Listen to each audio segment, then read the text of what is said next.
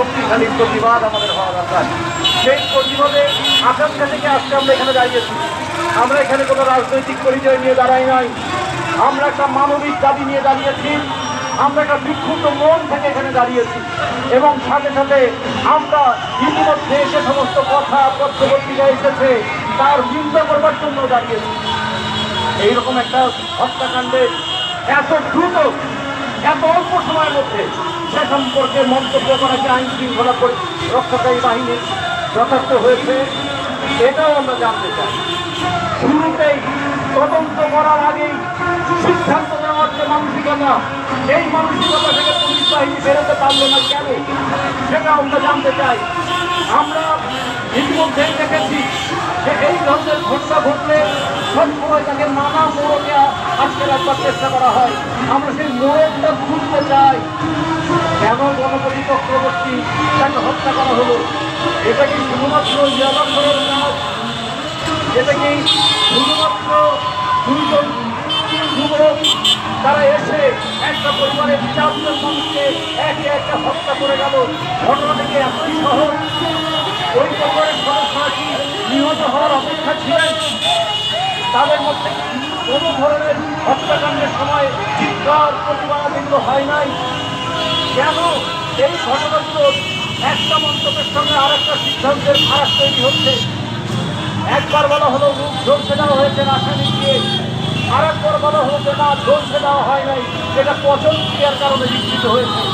এই যে 3 দিনের মধ্যে 2 রকম কথা, এটাকে মানুষের মধ্যে সন্দেহ উঠে পড়ে না? এটা কি সাথে সাথে আমাদের জবানবন্দি, যে জবানবন্দি নেওয়া হয়েছে পুলিশের হেফাজতে, জবানবন্দি সম্পর্কে আমাদের অতীতের নানা তীব্র অভিজ্ঞতা আছে। ফলে পুলিশের রাষ্ট্রপতিতে যে জবানবন্দি হয় সেই জবানবন্দিকে যাচাই করবার দরকার এখন আছে আমাদের। ফলে আমরা এই ঘটনার একটা সুস্থ তদন্ত যেমন দাবি করি, আমরা এই ঘটনায় স্বচ্ছ তদন্ত দাবি করি। আমরা এই ঘটনায় শুধুমাত্র কাউকে দায়ী করে শাস্তির আওতায় আমরা কথা বলি না, আমরা এর সঙ্গে যারা যারা যুক্ত তার সেই শৃঙ্খল এবং জীবন সেটাও উন্মোচন করতে চাই।